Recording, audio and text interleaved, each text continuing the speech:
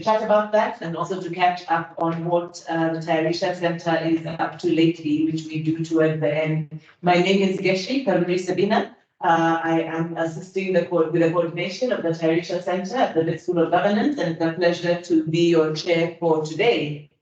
We won't start with any kind of lengthy in terms of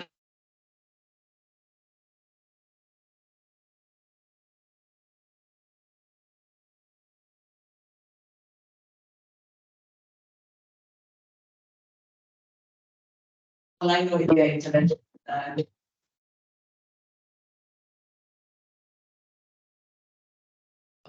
The sound keeps going, Prof.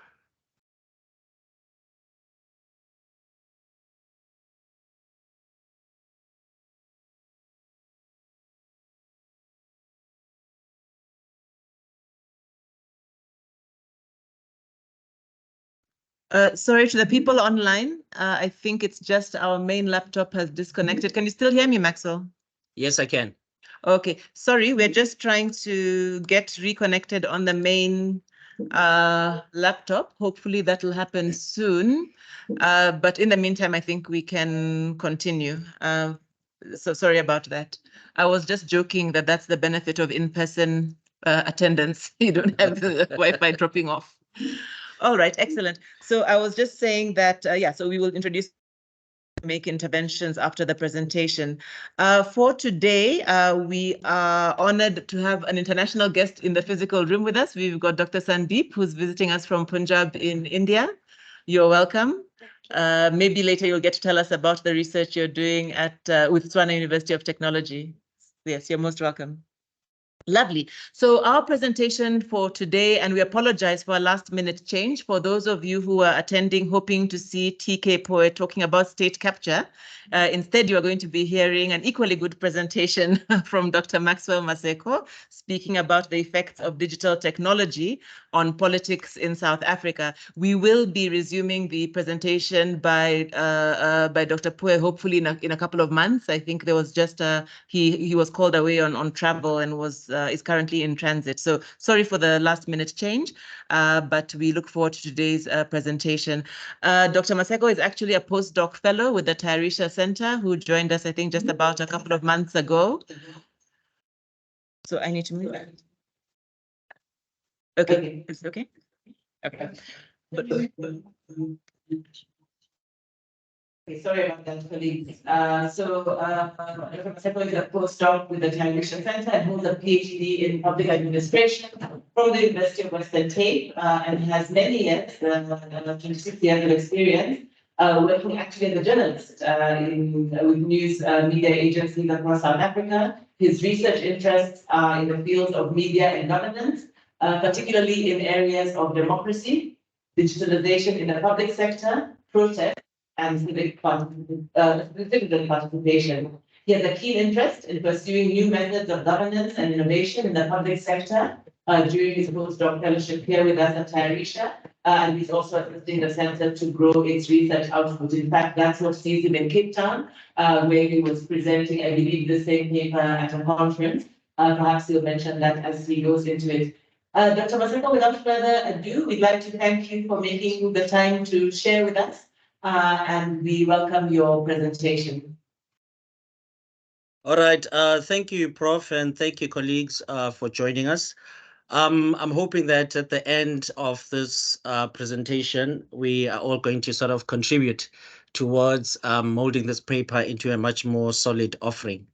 So as you can see on the screen, the paper talks about the effects of digital technology on politics in South Africa, and it's being presented by myself. My paper is broken into 10 segments. I'll start with the introduction, and then we look at the emerging issues around this matter around the world. We're also going to focus on issues arising from South Africa, and we're also going to reflect on what political parties, independent candidates, and civil society are saying. We're going to look at the theory and a case for technology in politics. And we'll also just dab into some of the digital technologies that are on offer, and this against the digital divide that we are going to discuss in detail. There's other threats that are threatening this process as it is. We're going to go into details about the cyber threats, and we'll also talk about my findings, and we'll also touch on the future and leveraging civic tech, and we'll then conclude by what should happen in the future. Right. As I've said, the paper is going to reflect on the extent to which digital technologies and other online processes have impacted politics in South Africa. It's going to draw on lessons from the 2021 local government election due to the threats that were posed by COVID. When we went into the elections, we were at the height of COVID. I think we had probably the third wave or something like that. And we're going to look at what this means for democratic processes. COVID threatened the health of the general population in South Africa and the world, and the integrity of political processes was at stake. And political processes, I'm referring to processes such as voter participation in campaigning. I'm talking about rallies, voter registration, voting on election day, vote counting, and post-election celebrations. The paper will also bring together and analyze the latest research on how digital technology has changed elections in South Africa as a whole. By digital technology, this is a broad definition, digital technology in itself. But by digital technology in this paper, I'm referring to the use and development of technology to enable engagement and increase participation in political processes, and also transform democratic decision-making. Perspectives are also going to be drawn from key players, which includes political parties, politicians, the IEC and its officials, and most importantly, the voters themselves. This paper is also going to investigate what the future holds for South Africa in terms of finally introducing e-voting. As a cyber optimist myself, I'm already waiting to see what the IEC will do next year in terms of the national election and what kind of sort of technology is going to be using, given that a lot of the technology that was used in 2021 was in the pilot stage. So it will be interesting to see what is going to be happening next year. The IEC, as we already know, has already begun encouraging people to register online for 2024. And a lot of what they are saying is that this can be done from the comfort of your own home. What are then the issues that are emerging from around the world? Cyber optimists swear on the potential of digital technology to enhance political debate. The Arab Spring, as we know, of 2010 is hailed as a game changer for global politics. There's a recognition of technology's ability to bring together a wider diversity of opinion and to bring governance closer to the people. Increased polarization and views of cyber pessimists have led to internet shutdowns and increased censorship online and the spread of words. Now we see the use of words like digital dictatorships. But the problem with the developing world is that people are still trying to understand what some of these phrases and terms mean. Perhaps this is partly because the internet was designed in the West. And then the question that we're asking ourselves as Africans is it then conducive enough to help us deal with African problems? Institutions such as the World Bank are concerned about continued digital divide in Africa and the exclusion of people, especially in rural communities. In fact, the World Bank is calling for attention and to be diverted, attention not to be diverted from almost 3 billion people who are offline. Concern around the world, of course, has been around the credibility of elections and democracy at all times, even during the height of COVID. Then specifically, what kind of issues do we see arising from South Africa? We see issues of voter apathy, especially amongst the youth. This happened a lot as well in 2021. The last couple of elections, including the 2021 elections, the IEC reported a low voter turnout and generally declining registration numbers. The credibility of elections was at stake during the height of COVID. There are also concerns about long queues from people that are forming at voting stations. There were concerns about how do you maintain the health of the population during vote counting and post-election celebrations. As is provided by the Constitution, the IEC was faced with a challenge. How then do you keep citizens engaged in times of a crisis? That was the big question that people were asking. And there were also issues, around the cost of printing ballot papers. Is then going online not an option to try and do away with those costs? The IEC, there was an Afrobarometer survey that was done showing that trust in the IEC had dipped. It was at 69% 10 years prior, but in 2021, it was at 36%. There were also new threats that we're facing in South Africa, particularly such as power outages and load shedding. We saw that emerging around that time. And there were also concerns about delays in elections and the subsequent court cases that took place. We know that, there was a big court case that took place between the IEC around the postponement of elections, and there were differing views on why this needed to be done. The Human Sciences Research Council also did a survey which showed that wealthier South Africans preferred to vote online, and poorer South Africans sort of preferred to use voting stations. Younger voters, which a lot of this research is sort of focusing on, especially with issues around voter apathy. They favored online voting systems, but now the question still remains, are they really participating, and why are they still not participating, given that they were shown to favor online participation? What then are the views of political parties, independent candidates, and civil society? There are differing views from parties, but the general concern was around credibility and transparency in the election. There were parties like the DA, which did say that they were almost ready to, go on with the election without postponing the election.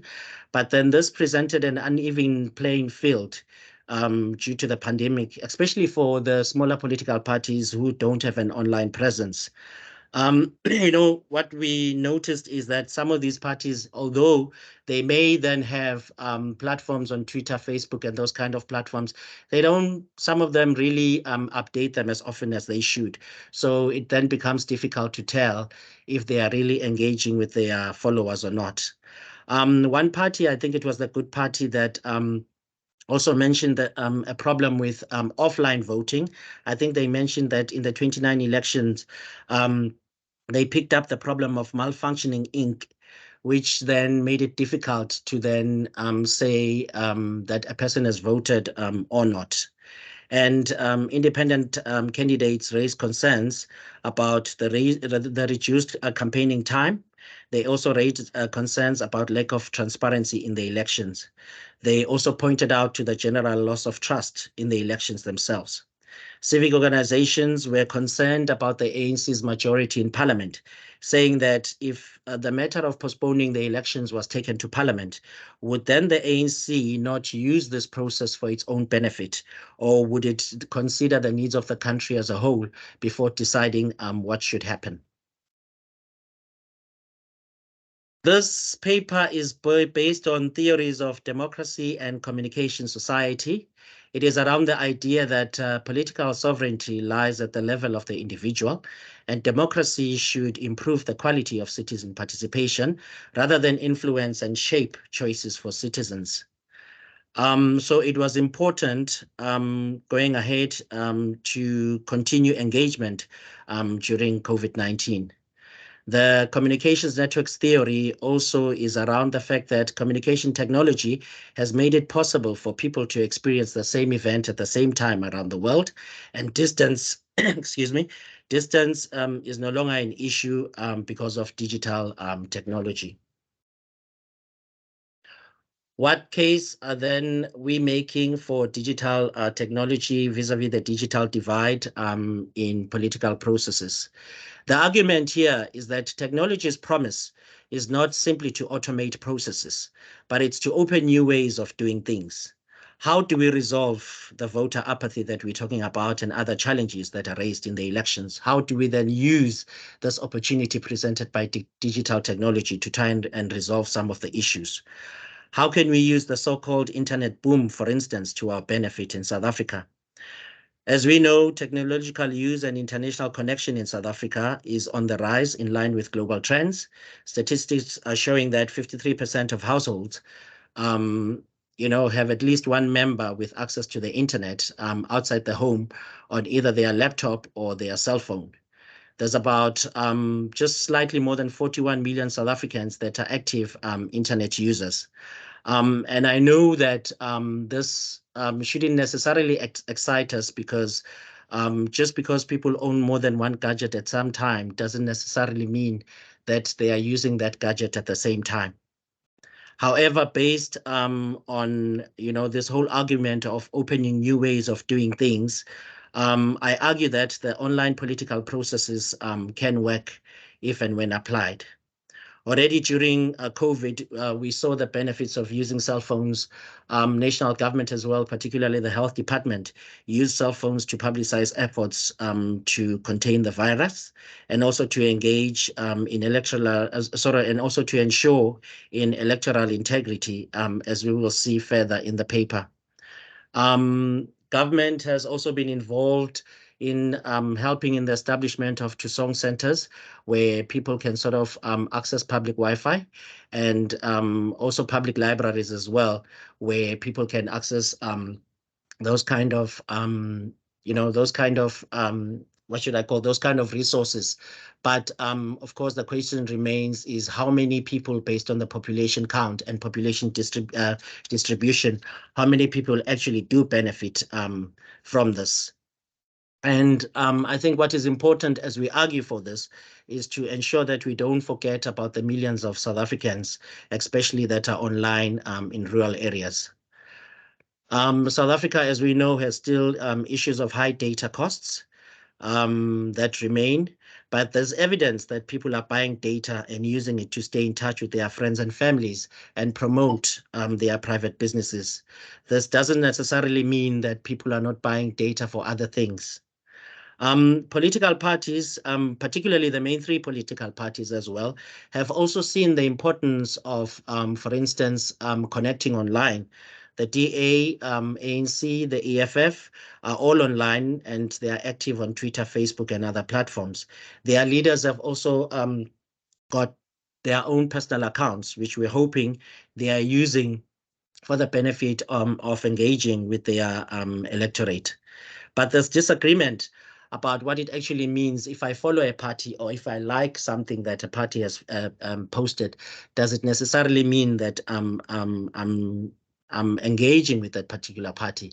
These are just some of the things that the paper is saying that should be investigated further. What does it mean to actually engage with a political party? And what do we mean by successful engagement? Structural inequalities in South Africa are also widening the digital divide almost 30 years into democracy, also partly due to the lack of digital skills and the lack of a digital vision. And there's also lack of leadership in terms of digital programs. There could be other issues as well with particularly the older generation. We see issues of people maybe perhaps not wanting to adapt to technological changes. And we also see problems of innovation fatigue.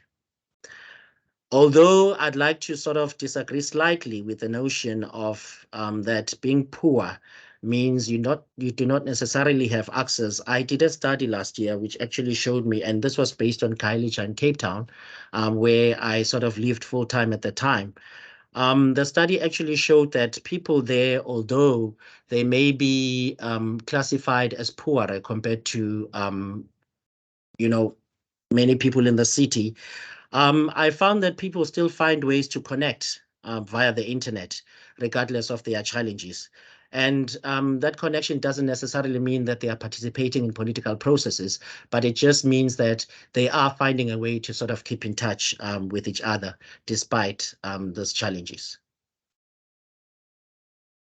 The next slide is going to show you the security threats and the concerns that were raised around this matter. I think you can see a lot of people were saying that, especially during 2021, there were issues around safeguarding personal information. What is going to happen to my personal information online? There were concerns about sabotage. There were concerns about hacking. There were concerns about corruption. There were concerns about the spread of misinformation, disinformation, and the whole issue of digital rights were also raised in that particular instance. So I think that balancing the advantages of e-voting, for instance, against these particular concerns that have been raised is something that authorities and civil society and the IEC will have to confront as they sort of move on to adopt a much more digital way of participating in elections, for example. We've seen the damage globally that has been caused by things like fake news and disinformation. Typical examples are the Brexit issue and the US elections of 2016. So at the moment, the paper acknowledges laws like the POPI Act in South Africa, which were introduced to try and strengthen this whole issue of cybersecurity.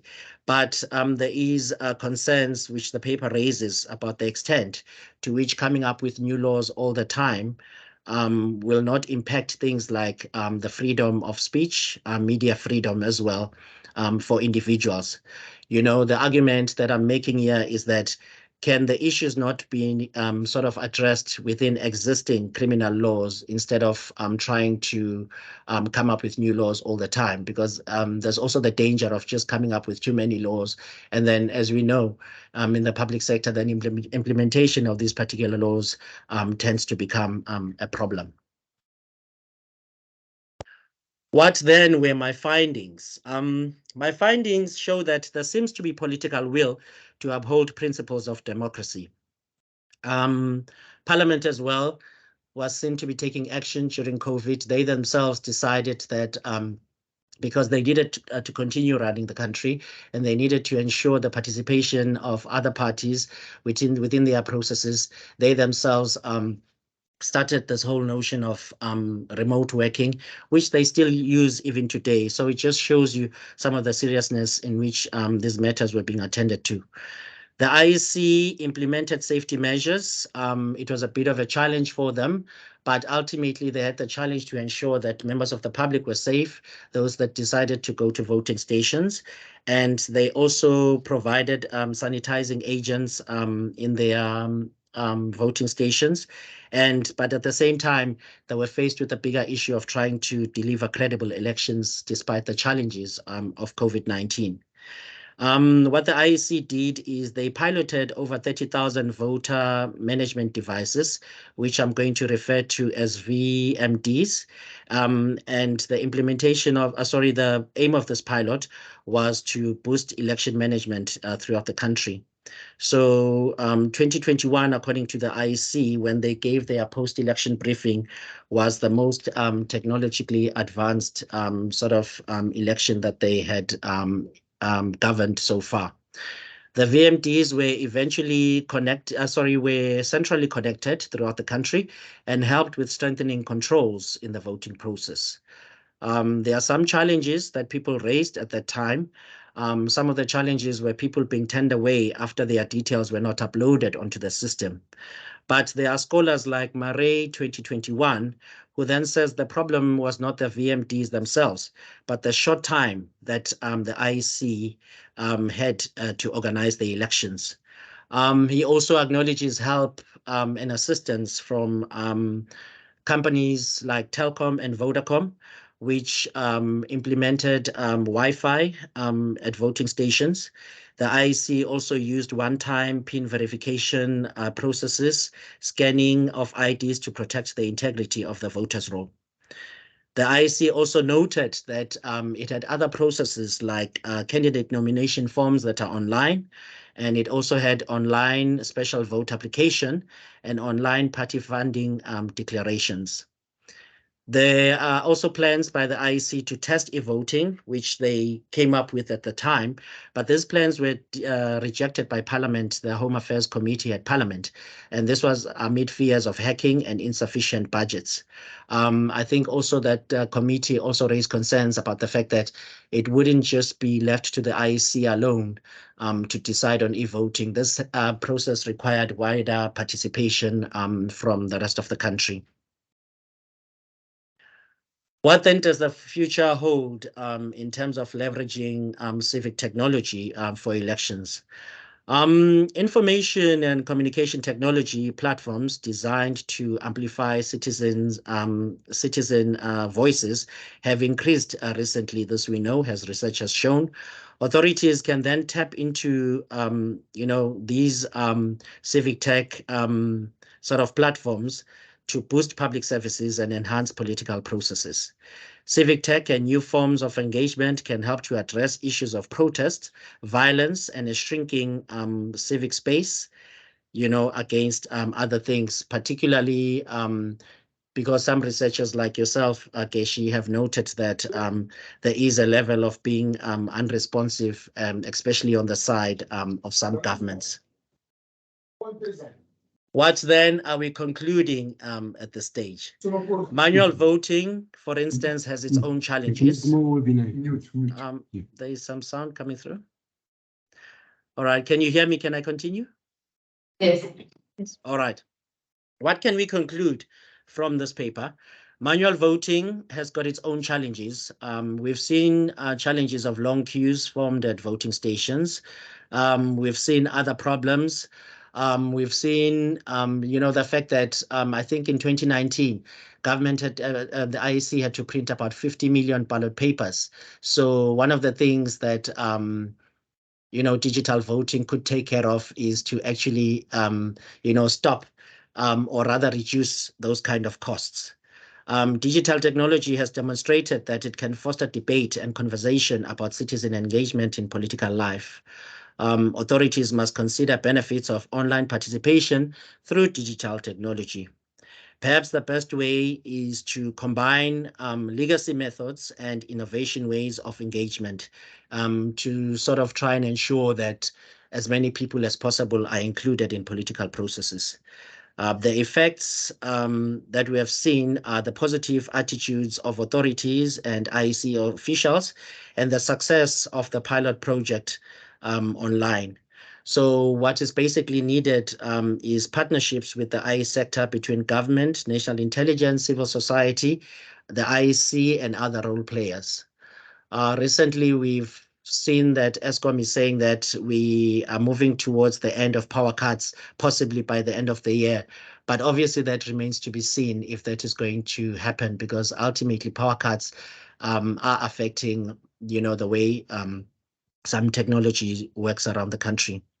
So I think one of the things that we could be doing and focusing on is promoting policies that are directed towards reducing digital inequalities and including internet usage subsidies to engage citizens in political participation. I thank you. Thank you. Okay, thank you so much, Dr. Maseko. I think that was a really interesting presentation, some interesting facts, surprising ones, some of them for me. But I think it would be a nice opportunity for people to comment and perhaps raise some questions for you. I think also maybe just to mention that it's a really nice compliment to the lunchbox we had in September last year by the Associate Professor Taru. His work on digital democracy, he was talking actually about the e-platforms and experiences in other countries. So it's really nice to have this deep dive, I think, into South Africa specifically, and also what some of those socioeconomic issues that, as you were saying, the purpose of digitalization is not simply to talk about how do we go to digital platforms, but to understand the conditions within which and perhaps through which digital transformation could also change and improve society. So thank you so much for that. I want to open up to receive any comments or questions. I would like to suggest for those who are online, you are welcome to raise hands. You are also welcome to actually type your questions or comments onto the chat. We will receive them both ways. And then for those in the room, I think Manuel is still okay. You don't have to type your comments to me. You can just raise a hand. I see we already have one online, so I'll start online and I'll come back to the room. So prepare your elbows for those who may want to ask on this end. Samantha, can we take your input? Welcome. Thanks, Getri. I hope everybody can hear me. Perfectly. Maxwell, thank you so much for the presentation. I wanted to find out if there's any work being done on AI and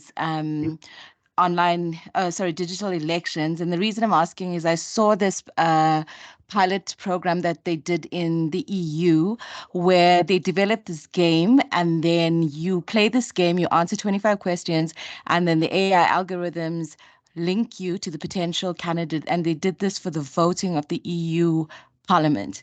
And I just found that concept to be quite interesting and wanted to know if we have anything similar. Should I answer right away or should we take a few? Maybe let's take a second one. I can see Edwin Yini online also has an input. Maybe let's take a second one and then we can take them in batches. Edwin? Okay, colleagues, thank you so much. Can I confirm if you can hear me? We can hear you. Thank you very much. Oh, okay. Thanks, Maxwell, for a very interesting presentation. It's quite thought-provoking, and thank you so much for that presentation. I just have one question, because when I listened to your presentation on how digital technologies can help in a democracy, but I just wanted to take you to the other side, because what you presented, it gave me an impression of a system which works so well. I wanted to look at a situation where digital technology is implemented in an environment which is not perfect, where we have electoral bodies which lack integrity. And how can digital technology help us in promoting democracy in the holding of elections? Because we know our elections outside South Africa or in the region, we have some cases where digital technology has been used, but we have electoral bodies which lack integrity. Can digital technology have an impact in such circumstances? Thank you so much. Thank you so much. And maybe let's take two at a time. We've got two more hands up. I think it might be too much for you, Maxwell. So do you want to take those two on AI and digitizing sort of imperfect democracies? Yeah. I think with the AI involvement, it's a new concept, and everybody's sort of latching onto it. Hence the need for us as researchers to, keep being involved in this sort of space. I think it's already happening in countries like Ethiopia, where they say have some kind of pilot project. I'm not sure of the extent to which this is being applied in a South African context, but it is certainly something that one can consider, and I myself will also just look into more in terms of what is happening with regard to that space. Because remember, all these things are nice to have, but at the same time, it becomes problematic if you don't have trained and qualified people to sort of implement these things. When I've already mentioned that there are problems with regard to leadership challenges and in digital technology problems. There are also problems with some people not buying into the whole concept of digital technology. So it is certainly an issue that is worth exploring further. With regard to the second question, I've tried to also point out some of the situations, for instance, excluding communities, particularly in rural areas. I've tried to bring that up as well. But from a South African context, I'm still arguing that in the greater scheme of things, and given the challenges and what COVID has taught us, because I drew my sort of lessons from COVID, and in terms of what COVID has taught us, it has actually taught us to then say, perhaps we were too comfortable in ways that we know. We need to then expand and look at other ways of doing things.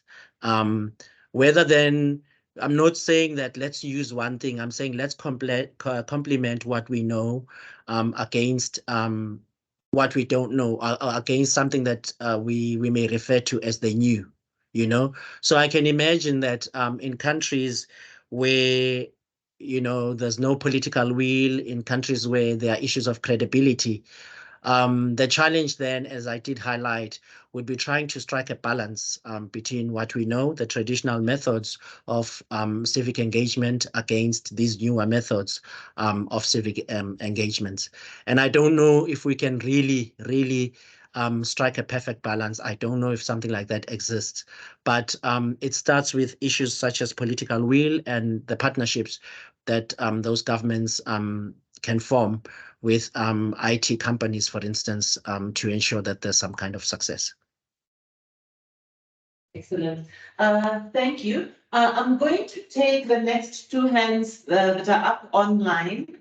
We've got a few comments and questions on the chat as well, but I want to also not neglect the people in the room and see by show of hands. Okay, there are a couple of hands. So let's take the two that are online because they came up first, and then maybe as you respond to those two, we'll then settle to the room and then go back online. So I think the good Dr. Sibia, welcome. Please come in.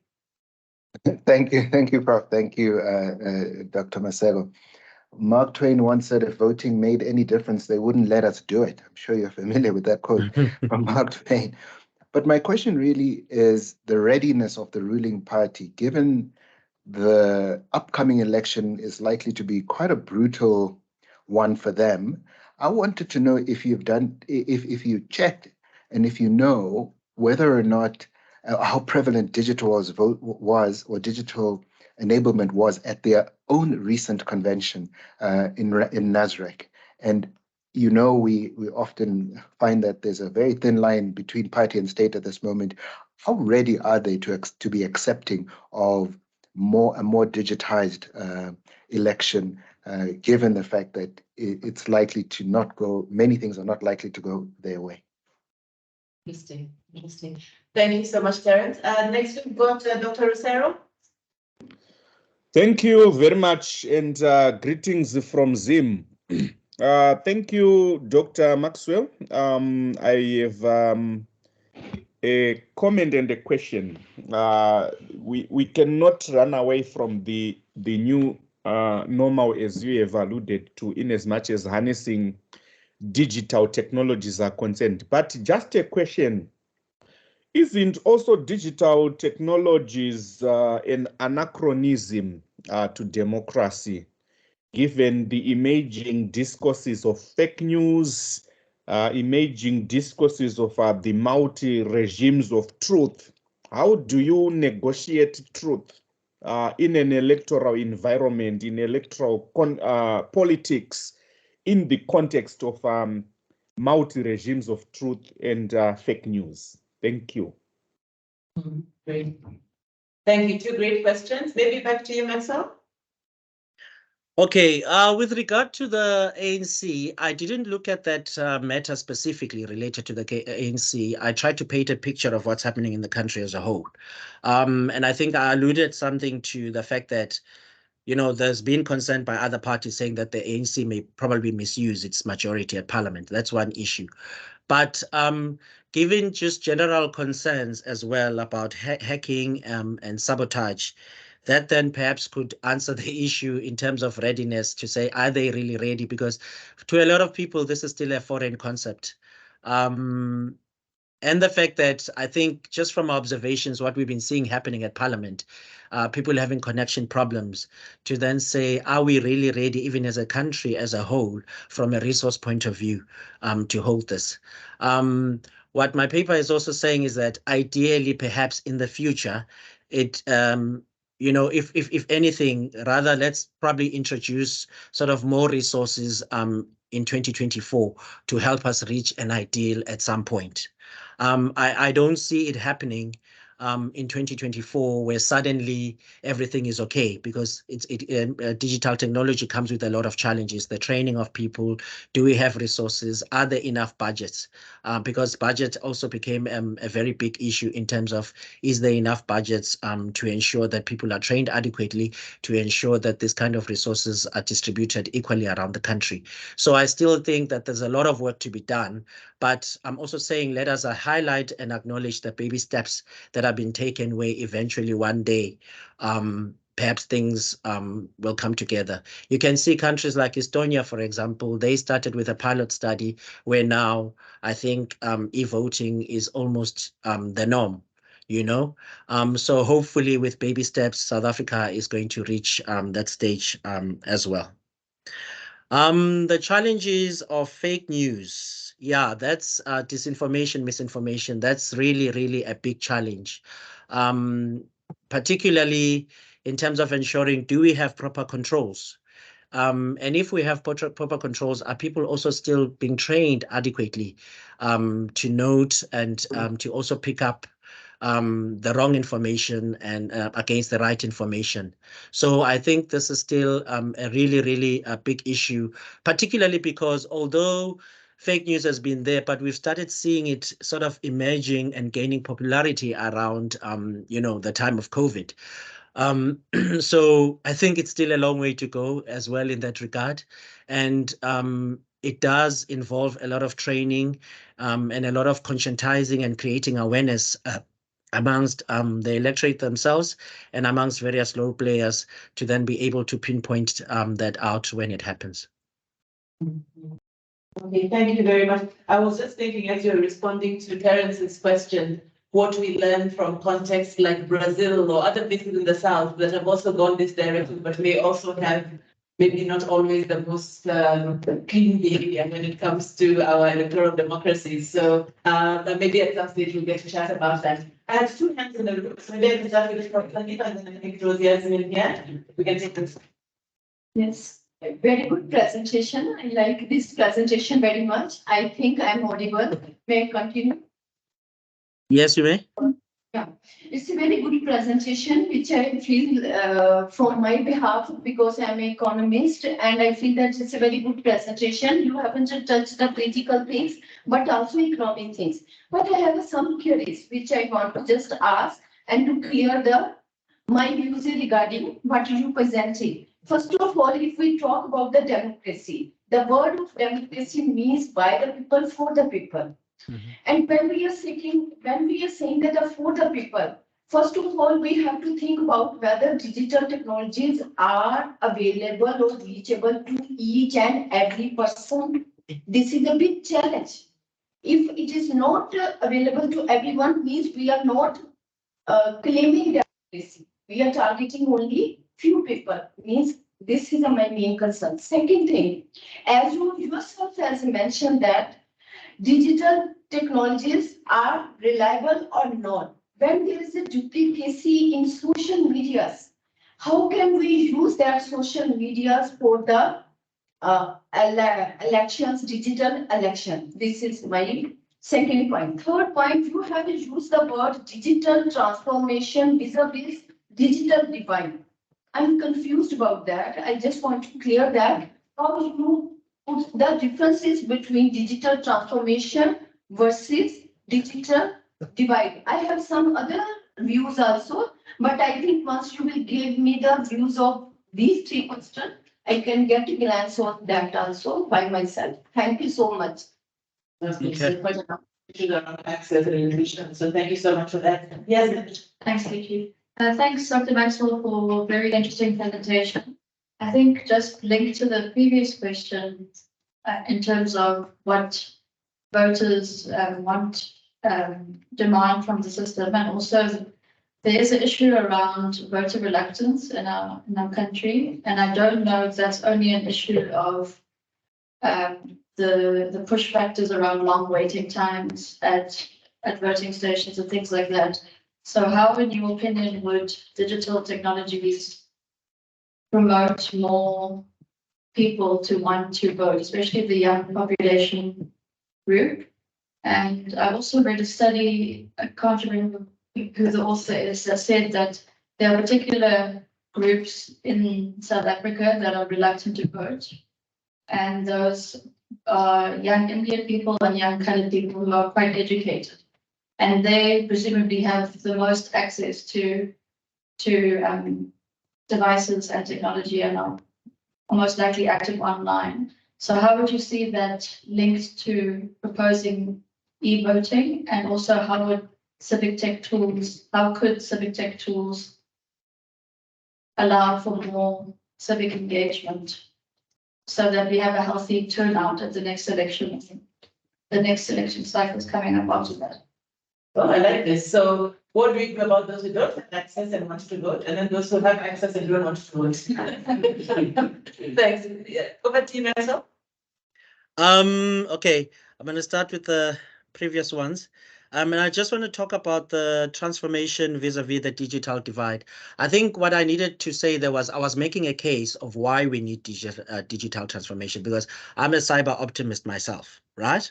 But I was also saying, let's bear in mind the challenges that are brought by the digital divide. I was trying to highlight that it's important to say, as we get carried away and excited by social media, let us not forget the people that who may be actually missing out because of the digital divide. But I'm also saying at the same time, in the bigger scheme of things, that perhaps the opportunities that are being presented by digital voting are there. Let us explore them. You know, let us delve sort of further into it. Let us not ignore it. You know, I think I mentioned the issue of baby steps. Let us start somewhere and, you know, eventually and ultimately build towards something. It is going to be a challenging road. Nobody says it's easy, but I'm saying that the opportunities that are presented by digital media are exciting. Let us then explore what kind of challenges, what kind of opportunities are being presented. And I think it also speaks to your first question about the whole sort of digital divide. South African society, just based on the history of the country, is you know, structurally divided, and there are inequalities and they are continuing, and this is a concern. But it's also then to conscientize authorities to say studies like, or papers like this one, are bringing out the problems to the fore. What kind of intervention can then be taken to ensure that there's improvement in the country as a whole? One can only hope when you do research that some authority somewhere is going to read that research and be able to implement it. Although we know that in many cases, sometimes some of this sort of research is just collecting dust on someone's desk. But then it doesn't stop us from trying to highlight the issues that we need to highlight in this instance. I wasn't quite sure if I got your question about the social media one, about the second question, if you can repeat that. I think it was about possibilities for you leveraging social media for elections. Yes. Oh, yeah, the youth in particular. Was it the youth? About youth in particular or in general? No, in general. Okay. Because when we are talking about the accessibility and exclusion, means it's for people. It's not only for youth. Yeah, yeah. So based on the South African context, I'm saying that the fact that people have these gadgets, it may also not necessarily mean that because of this increase in the number of gadgets, these gadgets are owned by different people. They could be owned by the same person who has 5 gadgets, but that still counts as a rise in the number of gadgets that people have. I'm also saying that government has the challenge of ensuring that there's much access to public Wi-Fi, for instance. The study that I referred to that I did last year also pointed to the fact that in places like Khayelitsha, for instance, here in Cape Town, a lot of this Wi-Fi that you're expected to get in public libraries and other places, it is much more concentrated in areas around the CBD. And as you move further outside of the city, even though it's still urban, a lot of those communities perhaps do not have access. And it sort of strikes an imbalance, particularly because these are areas with huge populations. So they are still not sort of getting this kind of benefit that they should be getting from the government. I'm then highlighting that there is that kind of problem, and government has to do more in terms of establishing centers where people can access public for Wi-Fi. Government can actually do more in terms of negotiating with cell phone providers, these companies, your Vodacoms, your MTNs, and the rest, to then say, let's talk about this issue of data availability, because it's not just for my own personal use. It's at some point, it does have the ability to impact how the country is run, or it does have the impact, the ability to improve services and improve lives.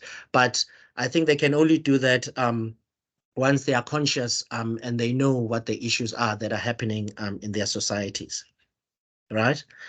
And yes, you asked issues about voter reluctance, and particularly the issue of Indians and coloreds. There was a study that was done which also highlighted that, pointing to the fact that perhaps it's because young people, they feel they don't quite belong. It could be an issue of belonging. I'm Indian, I'm colored, who really represents me? Where is my political home? So it could be those kind of issues, but it doesn't mean that we need to leave those kind of people outside regardless of their concerns. It basically means that there needs to be more in terms of voter education, in terms of voter awareness.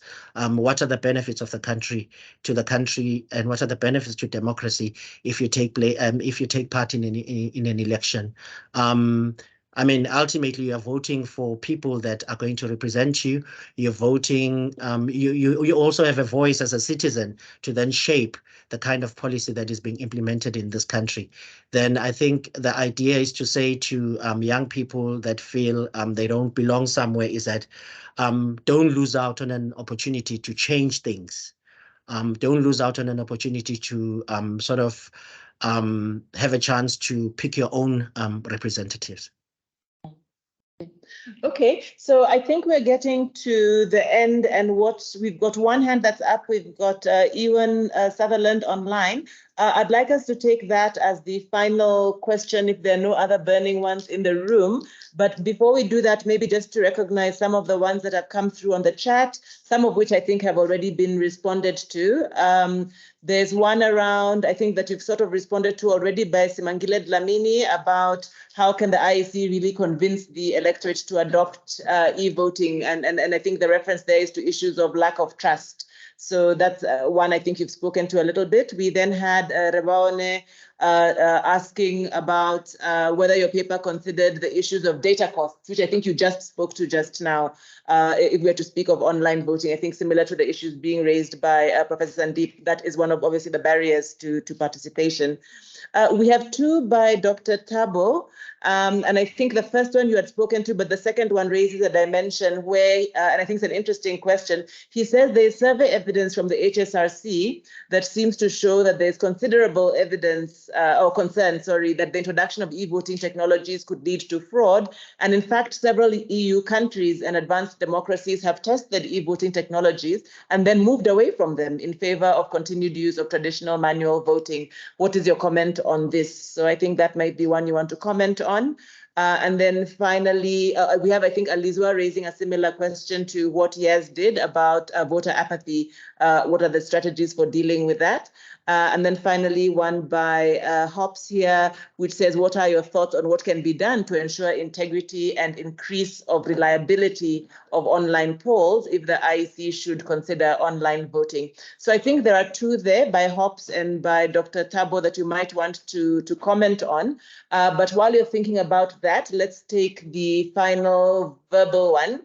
No, sorry, the person has vanished from my screen again. Sorry. Was it Ethan? Ewan. Or Ewan Sutherland. Please come in, Ewan. Ewan Sutherland, please make your input.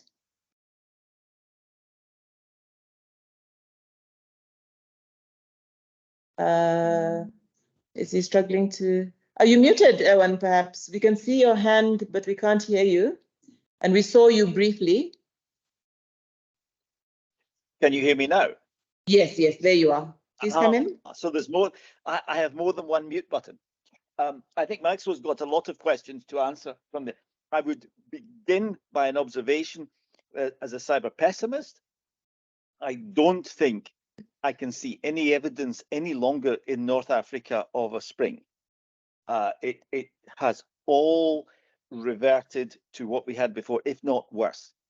The problem underlying that seems to be that the digital technologies are wonderful to bring people together to cause revolution and revolt, but it's not easy to then keep them together to sustain the democracy. There seems to be something about the digital technologies which doesn't maintain that into the democratic process.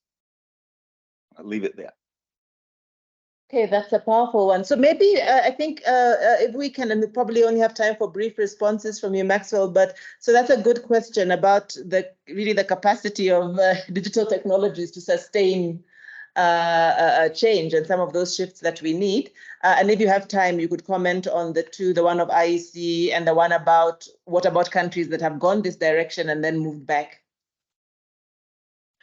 You know, I think as a country that's developing and as a country that's also now just getting into this whole digital arena and way of doing things, I don't think it would necessarily do us any good to move away from e-voting. You know, lessons from different countries are not the same, but obviously countries can learn from one another. But I'm saying that it's all part of, if anything, within the context of COVID, it took us, a lot of us, out of our comfort zones. But we're able to see immediate benefits where I worked as a reporter during that time, but we're able to do stories from the office using this kind of technologies.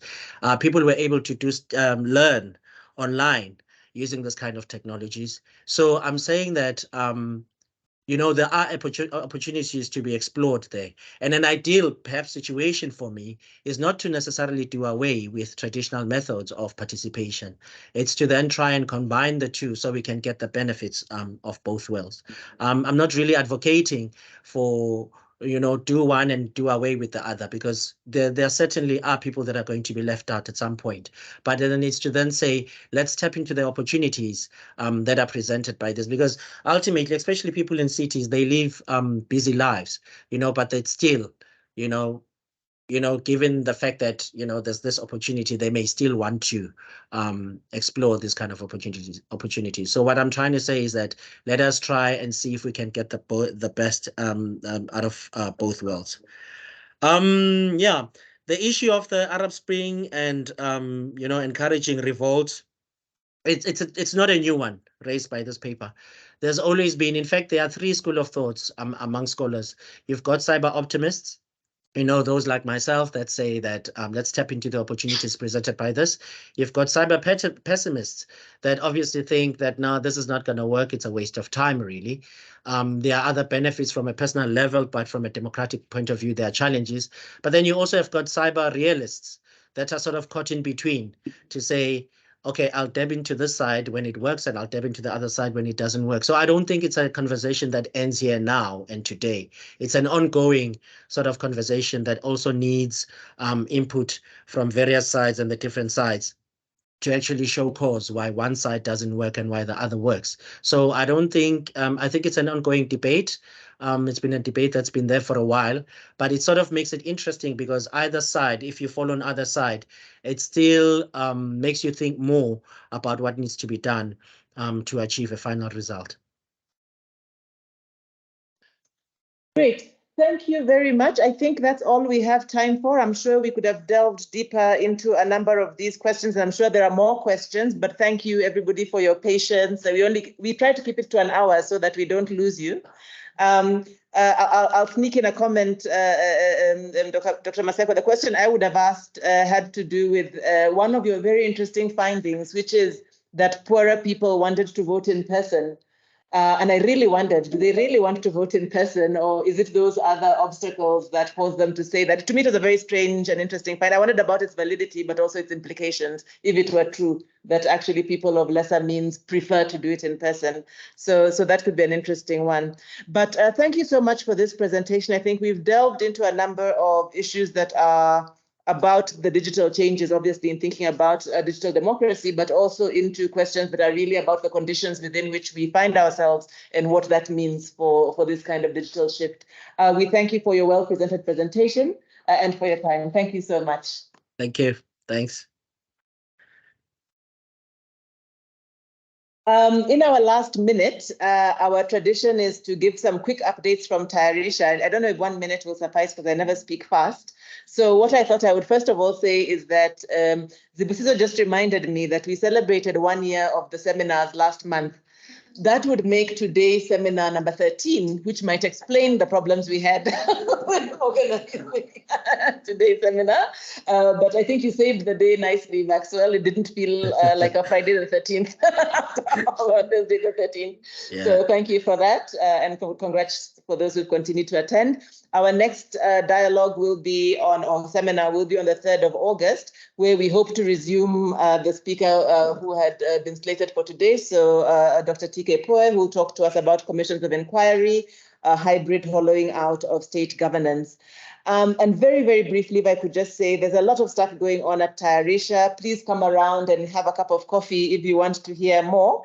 But maybe just to highlight, there are a number of book projects that are on the go. You might have seen some of the calls recently. There are at least 3 different book projects that are moving, and there are real nice opportunities there for those who are looking to publish. And I think within a couple of months, we'll also have our first working paper series out on our website. Please look out for that.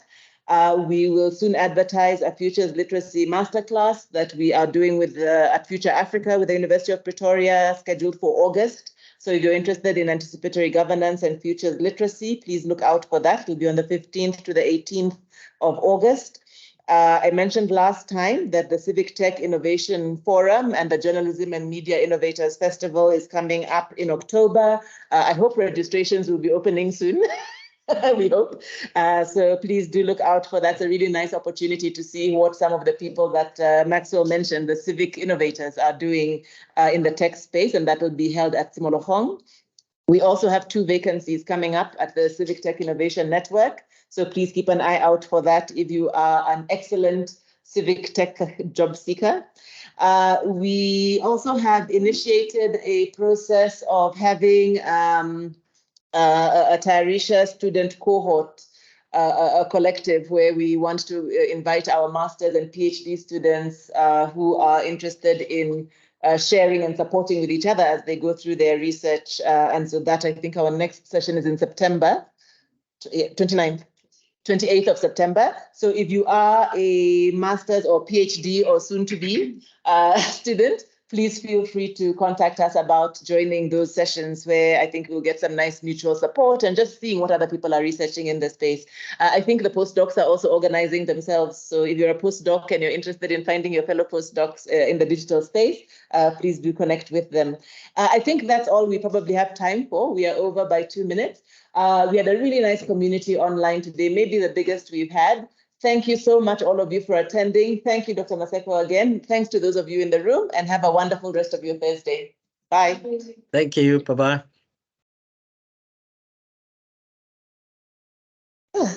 Thank you.